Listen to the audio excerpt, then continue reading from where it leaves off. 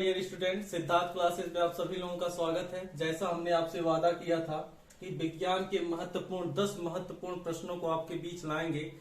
ये विज्ञान के अति महत्वपूर्ण प्रश्न हैं जो हर परीक्षा की खोपड़ी में छेद करते हैं।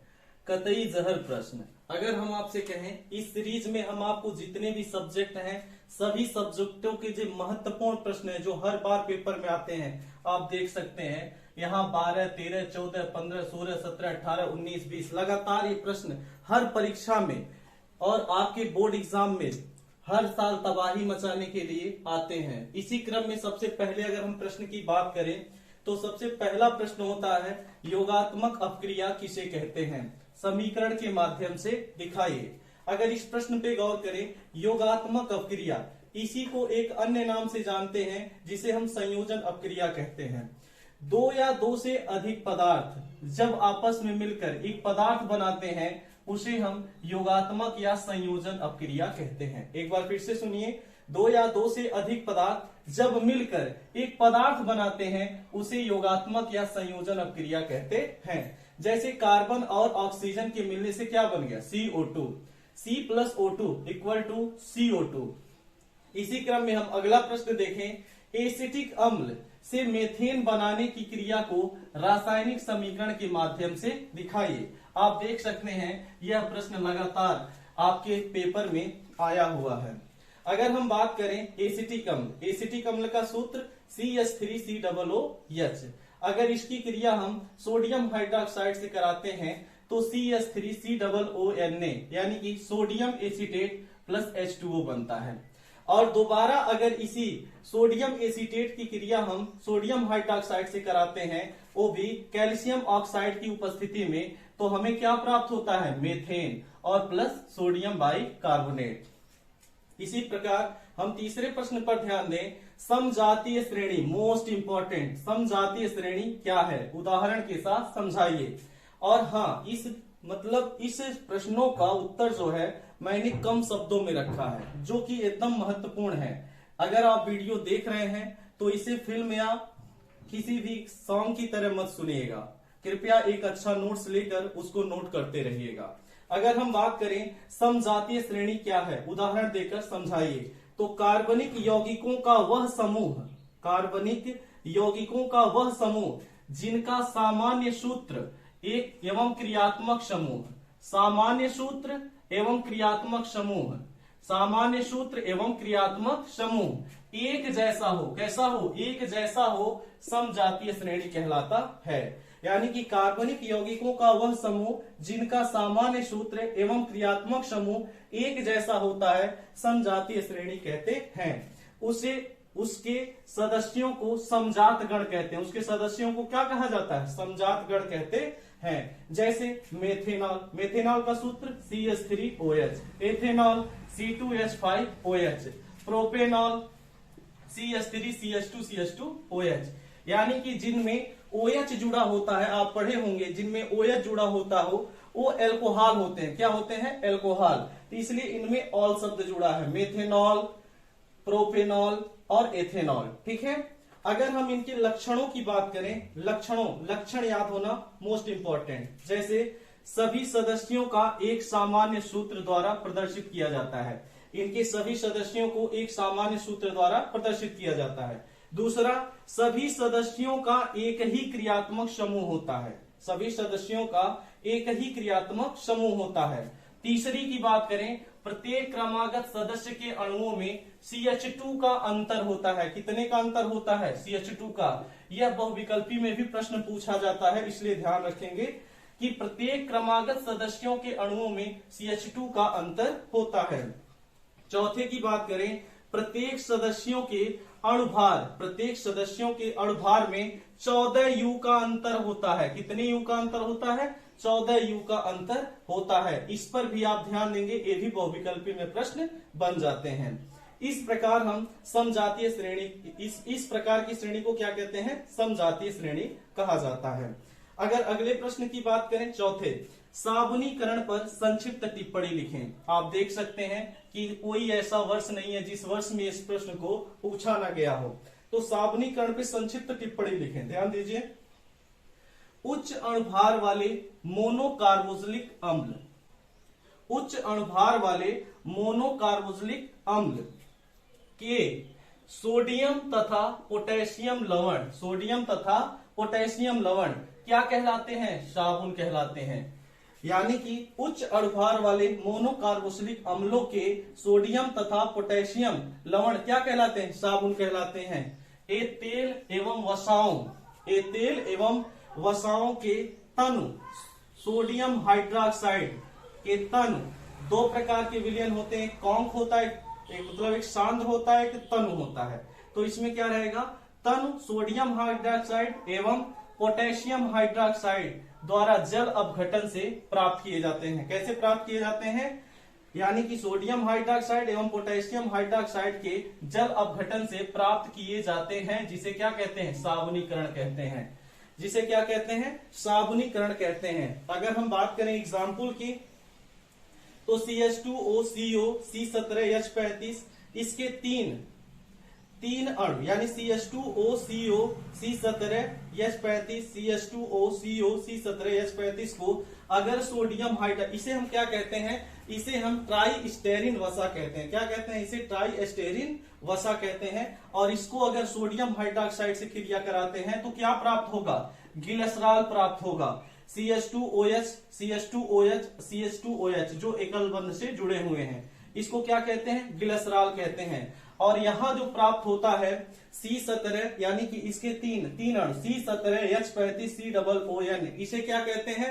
सोडियम स्टीरेट कहते हैं। क्या कहते हैं? Sodium stearate. और जिसे हम क्या कहते हैं? साबुन कहते हैं। इस प्रकार हमने 4 प्रश्नों को देखा। आगे के 4 प्रश्न। अब 5वां, इसी प्रकार हम 5वें प्रश्न को देखें। 5वां प्रश्न क्या है? प्रतिस्थापन अपक्रिया पर संक्षिप्त टिप्पणी लिखिए। यह पेपर में कितनी बार पूछा जा चुका है। मोस्ट इंपॉर्टेंट प्रश्न है प्रतिस्थापन अपक्रिया। वे अपक्रियाएं जिनमें किसी कार्बनिक अणु के किसी एक या एक से अधिक परमाणु या परमाणु समूह का किसी अन्य परमाणु या परमाणु समूह के द्वारा प्रतिस्थापित हो जाता है, प्रतिस्थापन कहलाता है। ठीक है। यानी कि वे अपक्रियाएं जिनमें किसी कार्बनिक अणु के किसी एक या एक से अधिक परमाणु या परमाणु समूह का किसी अन्य परमाणु या परमाणु समूह के द्वारा प्रतिस्थापित हो जाना ही क्या कहलाता है? प्रतिस्थापन। अगर हम इसके इक्वेशन पे गौर करें तो अगर हम मेथेन की बात करें, CH4 का Cl2 से क्या करा दें? क्रिया करा दें। यानी मेथेन की क्लोरीन से क्या करा दें? क्रिया। तो ये मेथेन क्लोरीन के साथ मिलकर क्या बना लेता है? क्लोरोमेथेन बना लेता है। और यह क्या बन जाता है? HCl। इसे हम क्या कहते हैं? प्रतिस्थापन अपक्रिया। इसी प्रकार हम 6वें प्रश्न पे गौर करें। मेथेन से एथेन बनाने की प्रक्रिया को रासायनिक समीकरण के माध्यम से दिखाइए। मेथेन से एथेन बनाने की प्रक्रिया, ध्यान से देखेंगे। मेथेन की सूर्य के मंद प्रकाश में क्लोरीन से क्रिया कराने पर मेथिल क्लोराइड प्राप्त होता है। क्या प्राप्त होता है? Methyl chloride. अगर मेथेन को हम क्लोरीन से क्रिया कराते हैं तो methyl chloride plus hydrochloric acid प्राप्त होता है।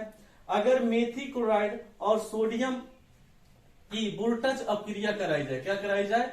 वोल्टेज अपक्रिया कराई जाए तो उससे क्या प्राप्त होता है? एथेन प्राप्त होता है। अब इसमें हम देखेंगे, यहाँ मेथिल एल्कोहल है, इसका सोडियम और मेथिल क्लोराइड के साथ क्या ClCH3 के साथ क्या कराया जा रहा है? क्रिया कराया जा रहा है ईथर की उपस्थिति में। किसकी उपस्थिति में? ईथर की उपस्थिति में। तो हमें क्या प्राप्त हो रहा है? एथेन प्राप्त हो रहा है प्लस सोडियम क्लोराइड प्राप्त हो रहा है। यह प्रश्न भी कई बार परीक्षाओं में पूछा जा चुका है। और इक्वेशन आप तैयार रखेंगे। क्या रखेंगे? इक्वेशन आप तैयार रखेंगे।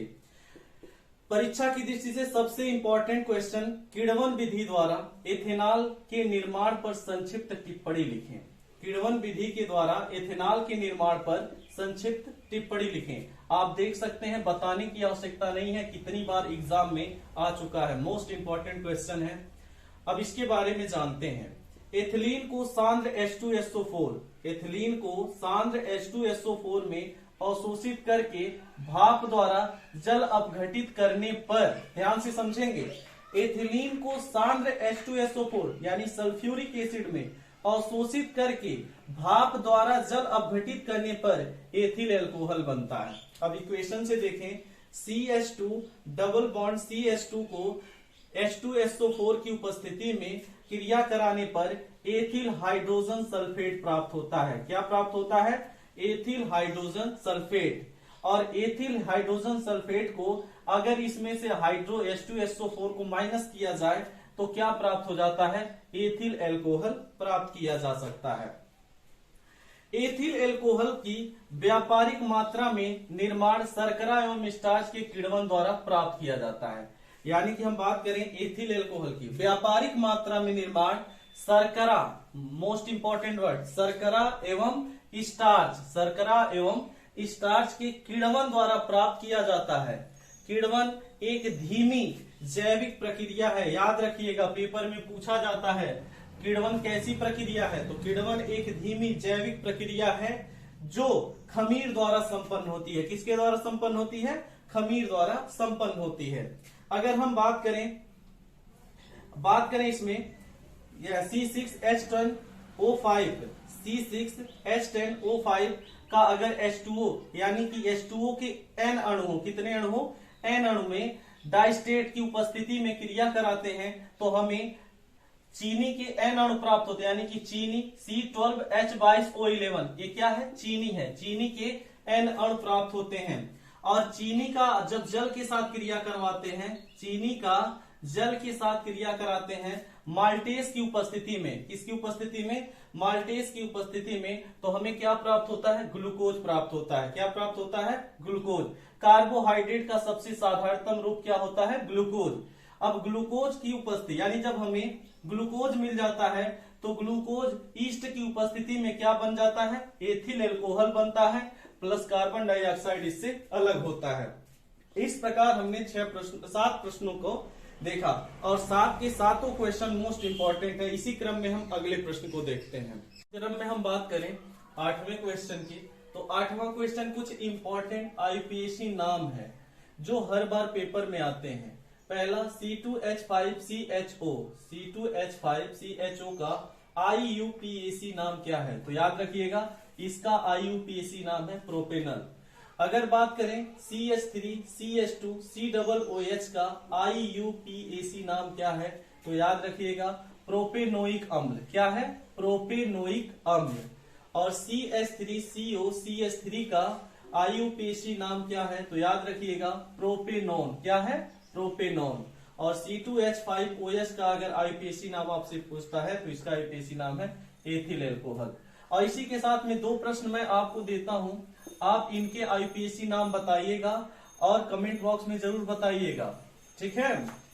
मोस्ट इंपॉर्टेंट है CH3COOH और HCHO, इन दोनों के IUPAC नाम आपको कमेंट बॉक्स में बताने हैं।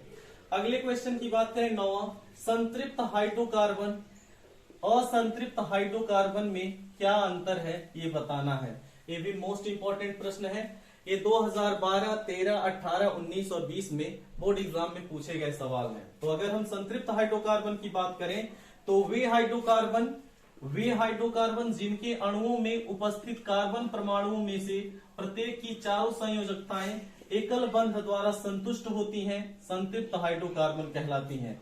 जो हाइड्रोकार्बन जिनका जो कार्बन परमाणु एकल बंध द्वारा जुड़े होते हैं उन्हें हम संतृप्त हाइड्रोकार्बन कहते हैं। जैसे इसमें एल्केन समूह आते हैं। कौन से समूह आते हैं? एल्केन समूह। और एल्केन समूह का सूत्र क्या है? CnH2n+2, एल्केन समूह का सूत्र। जैसे यहाँ पर मैंने कुछ संरचना सूत्र लिए हैं, ये मेथेन है और एथेन है और ये प्रोपेन है। तो जो कार्बन परमाणु एक बंध द्वारा एकल बंध द्वारा जुड़े होते हैं वो क्या होते हैं? संतृप्त हाइड्रोकार्बन। इसी क्रम में अगर बात करें असंतृप्त हाइड्रोकार्बन, तो वे हाइड्रोकार्बन जो कार्बन परमाणुओं से द्विबंध एवं त्रिबंध द्वारा जुड़े होते हैं, द्विबंध या त्रिबंध द्वारा जुड़े होते हैं, उन्हें असंतृप्त हाइड्रोकार्बन कहते हैं। इनमें कौन कौन से आते हैं? एल्कीन और एल्काइन। कौन कौन से आते हैं? एक एल्कीन आता है, एक एल्काइन। जैसे CnH2n एल्कीन और एल्काइन का सूत्र क्या है? CnH2n-2।